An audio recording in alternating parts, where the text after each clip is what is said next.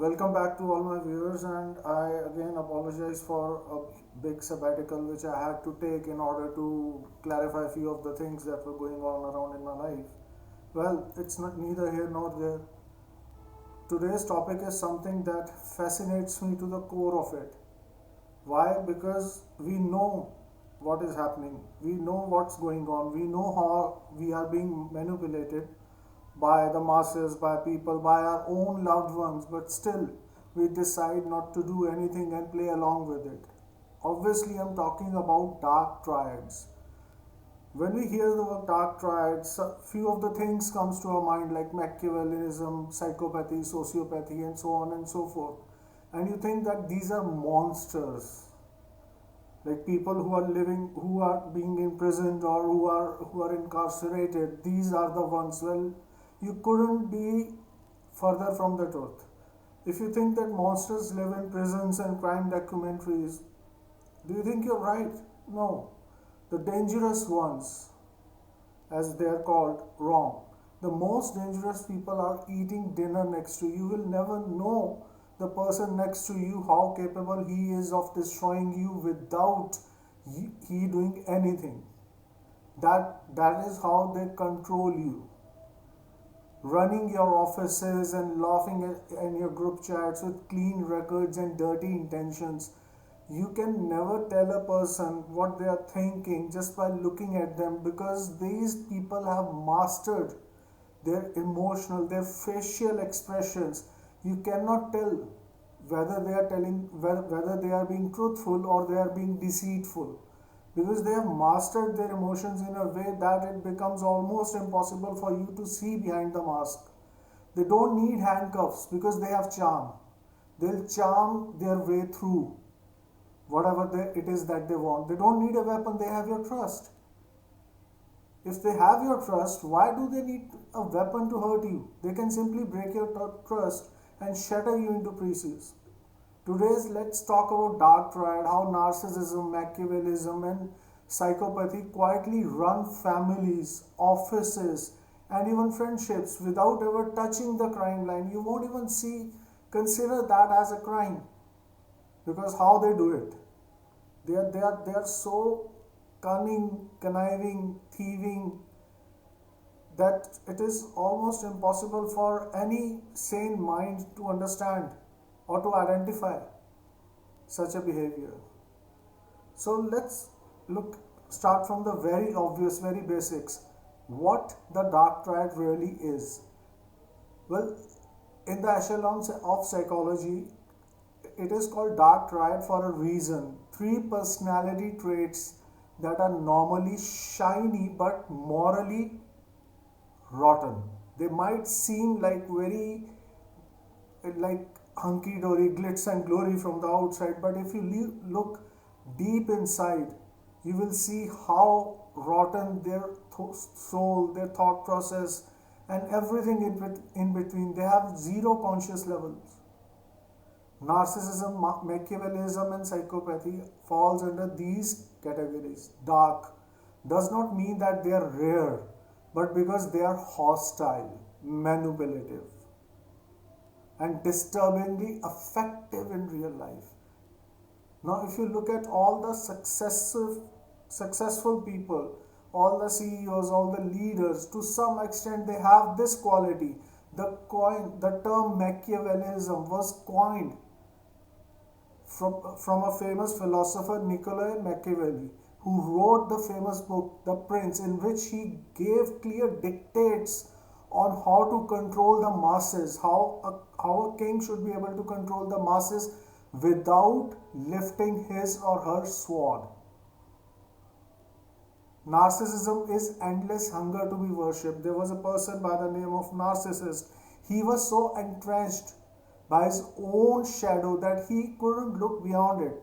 He thought of himself as a perfect human being. Machiavellism, as I have said, is calculative manipulation. How to manipulate the masses, how to play the people against each other. Just like they are pawn in chess. They don't even know that they are being played against. Today's If you want to see the real Machiavellism, look around in the politics. Everywhere. It doesn't matter whether it is dictatorship, it is democracy, it is capitalism, or whatever form of government that there is. Machiavellism exists. It turns people against each other. And that is how they work. Psychopathy is that cold, empty place where a conscience is supposed to be. They do not have any conscience. They feel no remorse towards their victims. They simply come, do their job, and go and sleep like a baby. You put them together and get a human being who can charm you, use you, discard you, and again behave like as if nothing has happened. And here's the catch: society doesn't just tolerate them, it promotes them. How do you think politicians are being promoted? Do you think that in today's day and date people are so naive or uneducated or unaware, when especially when you have access to internet, that they cannot trace the abnormalities or the past doing of any politicians?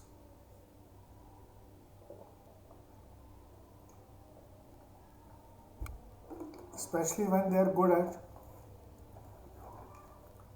digging dirt of normal people. They gaslight you, rewrite history, and make you question your own memory. But culture calls them strong personalities. You are not hurt, you are too sensitive. You are not controlled, you are lucky to have such disciplined upbringing. Then there is the Machiavellian relative, the quiet puppeteer. They whisper in the corners, play siblings against each other, engineer conflicts out of nowhere. They'll make mountain out of a molehill and then stand in the middle as if they are the fake savior. First of all, they'll create the problem that never existed. They'll take it to the extreme and then step in as if they are trying to save the day. Nothing is random. Every favor is a future weapon. Every piece of information is potential blackmail. It is normally said that if you express your feelings next to a Machiavellism, a person who shows Machiavellian trait is like bleeding next to a shark, because your own words, your own feelings, whatever you have said will and is going to be used against you. It is not a possibility or a probability, it is surety. And the psychopathic element, the one who can humiliate you in front of guests, cut you down with surgical insults, and then sleep peacefully. No guilt, no apology, just a casual, you're overreacting. No blood, no police, no headline. Just anxious kids, broken adults, and a generation that thinks love is supposed to hurt like this. Love is not supposed to hurt you, it is supposed to heal you from what is hurting you. We have accepted this as a norm, that love hurts. No, it doesn't hurt. Who says love has to hurt? When you are in love, when you are with the person whom you love, they never hurt you. The actual hurt begins when they leave you or you guys get separated. It doesn't matter whose fault it is. But then again, we have created this dogma that love hurts. It doesn't hurt. Trust me, it doesn't. Look at offices. The same traits you took the same traits and put them in a corporate building. Offices are just jungles with Wi-Fi, concrete jungles as you may call them, where dark traits are not a bug, they are a feature. The person who is more psychopathic, the person who is willing to go to any length, which is Machiavellism, and the person who holds himself in higher regards than others under the pretext of self-esteem. These are the people who are praised and promoted, not the one who are slaving their days out, not the one who are doing the actual work, but the people who are pretending to work. The narcissistic boss thrives on attention and fear. Success, my leadership. Failure, my team is incompetent. This is how they shift blame. Meeting becomes worship services. They preach vision and excellence while using people like disposable tissue. Again, do you think it is right? I don't think so.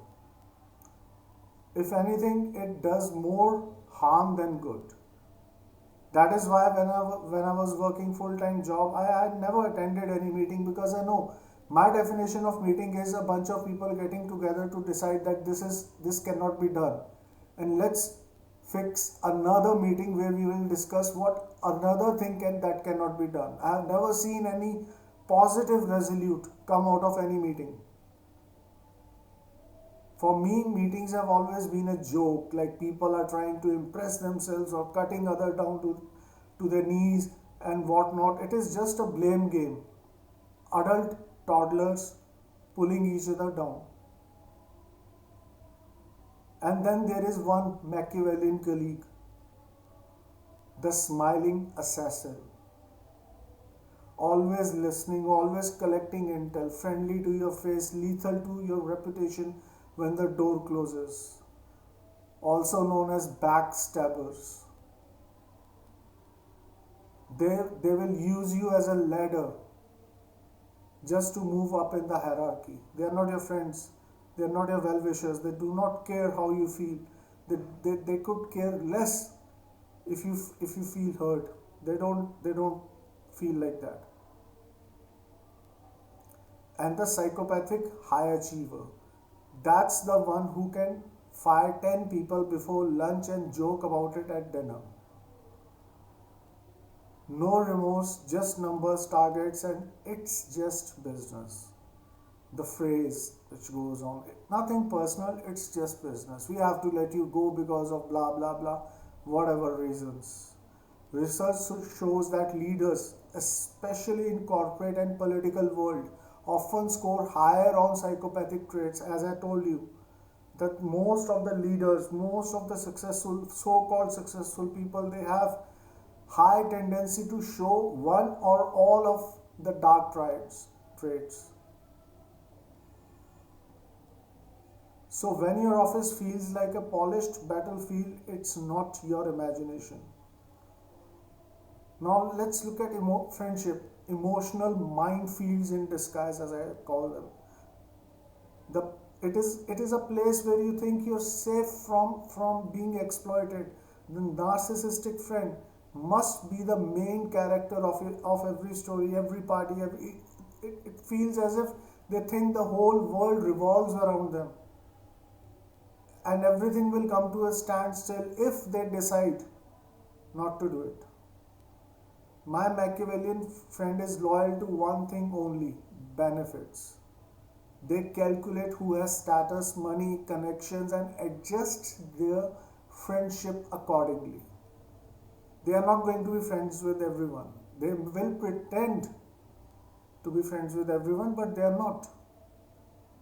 Their true loyalty lies with the people who have connections at higher places, or the people who are seated at the power. They are only loyal towards them. And then comes the psychopathic friends, one of the most dangerous category. They'll betray you in a heartbeat. They are not going to think even for a second that how it might have made you feel. They'll simply destroy your whole world as you know it. They'll flirt with your partner, leak your secrets, and then shrug it off as if nothing has happened. They know exactly what they did, why they did. They just do not care. As I said, they do not have any conscience in them. Only the people who have conscience can decide whether their actions are going to have any impact on others or not. People who do not have any conscience, they do not care. They'll simply go ahead and do it just because they want to, just because this is how they are built, this is how they are wired, this is how they behave out in the public. The biggest tragedy of today's world is so-called bad people. They always win. And here is where it gets all ugly. Darker traits often climb faster. Narcissism fuels insane ambition. It genuinely believes you are superior. You will chase visibility and power like your life depends on it. Machiavellism fuels strategy. Morally flexible people navigate politics better than those who care about fairness. Psychopathy fuels risk taking. When guilt and fear don't show you down, you make aggressive moves others wouldn't dare to touch. They simply putting, they'll do just about anything. Even if you find it morally reprehensible, they will not hesitate even for a second to do it. Combine all these things and you get a person perfectly designed for systems that worship results and ignore ethics. The system isn't broken, it's working exactly as it is designed, rewarding output, glossing over their bodies, left on the climb. This is how the system works. Let me give you one example. We look at all the wonders of the world, uh, the pharaohs of Egypt, right, and all the great things that have been accomplished. How they were accomplished? Bunch of slaves were thrown into the pit and they were told what to do. It doesn't matter whether they live, they die, they get injured, or whatever. When the beginning of the humanity started like this, how do you think that society is going to respond? You can be the nicest person in the world and yet you will get nothing. That is why it is said that nice guys finish last. Because they are too busy being nice. It's one thing to be a good guy, but it's totally different thing to be a nice guy. A good guy will do what is right. A nice guy will do what is right for others. They see themselves as sacrificial lamb. They are still stuck in biblical times. Well, I'm sorry to say that they are not going to get anywhere in life. No matter what they try, what they say, whatever it is that their intentions are, they're always going to lose. No matter how hard they try. Because they just do not have it in them. They don't have that hunger. They don't have these negative traits. Well, I should refrain from calling them negative because these are the traits which are being actually rewarded by the society. Society mistakes narcissism for confidence, Machiavellism for intelligence, and psychopathy for strength under pressure. We fall for packaging and call it charisma. All of these things, they come packed in such a glossy box that it captures our imagination, it hooks us.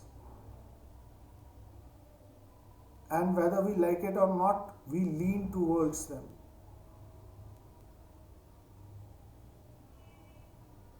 They will do the kind of damage for which you cannot even file a case in police because these are non-tangible damages that has been done. No law is broken, no crime is registered, but people around them carry anxiety, depression, shattered self-worth, and complex trauma as invisible scars. There is no legality against it. The legal system does not have any kind of penal section under which these crimes are registered. There is no section in penal code for soul erosion.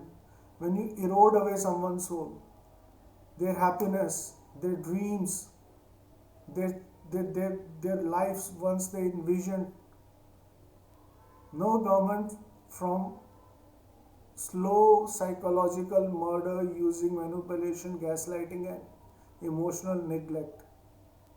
There is no governmental form for it. Dark triad personalities are like psychological climate change, invisible, denied, and destructive as hell. By the time you recognize the pattern, years are gone, self respect is drained, and isolation feels safer than connection. Why do you think in today's day and age so many people they are lonely, they are alone? It's not that they want to be lonely or alone. It's just that whatever they gave out in the world, it was never reciprocated. They gave unconditional love and got nothing in return but betrayal. And this is not the way they envisioned themselves. If this episode feels uncomfortably familiar, that's not overthinking, that's pattern recognition. Stop romanticizing damage.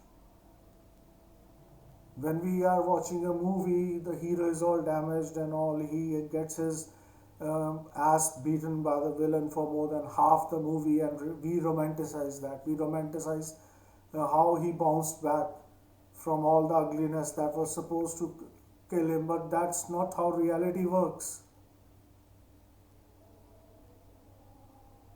Strict love is not supposed to destroy your self esteem. Tough leadership is not supposed to crush your humanity. Friendship is not supposed to feel like walking through a minefield. You should not be walking on the eggshells around your friends. You should be able to have a decent, honest, and heartfelt conversation without the fear of being judged or without the fear of your words being used against you over the course of time. Learn the signs: entitlement, constant manipulation, lack of remorse, charm that feels so polished, kindness that always comes with an invoice. You cannot heal while staying inside the same system that profits from staying confused and obedient. You don't owe anyone your silence, your admiration, or your nervous breakdown. The world already has enough smiling predators. It does not need one more trained victim. If you find yourself in these patterns, hit subscribe. Because the next time you meet a successful angel with a shiny image, you might want to check if their wings are actually knives or they are feathers. I hope you were able to take away something from today's discussion, and I will be coming back with similar topics every day from now on, and I'll make sure that I'm able to deliver the message, my thoughts in a best possible manner and in a very articulate manner. Thank you for your time. I really appreciate my regular viewers and anyone who has joined in for the very first time. I welcome you to this channel, and I more than that, I welcome discussion. If you guys disagree with anything that I've said, please feel free to reach out to me in comments, and I'll try my best to answer each and every one of you. I hope you guys stay safe from these dark triad traits and protect your inner peace. And with that, thank you and bless you.